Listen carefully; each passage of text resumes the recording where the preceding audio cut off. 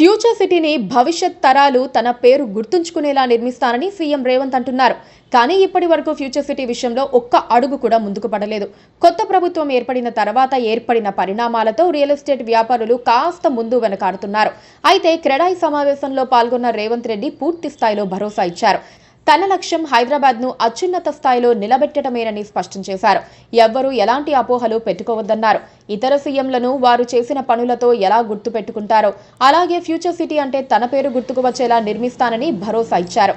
రేవంత్ ఉద్దేశం IT corridor ఆ చుట్టుపక్కలే కాకుండా ఫ్యూచర్ సిటీలోనూ పెట్టుబడులు పెట్టాలని వ్యాపారవేత్తలకు పిలుపునివ్వటమే. అందుకే వారికున్న డౌట్స్ ను క్లారిఫై చేసే ప్రయత్నం చేశారు.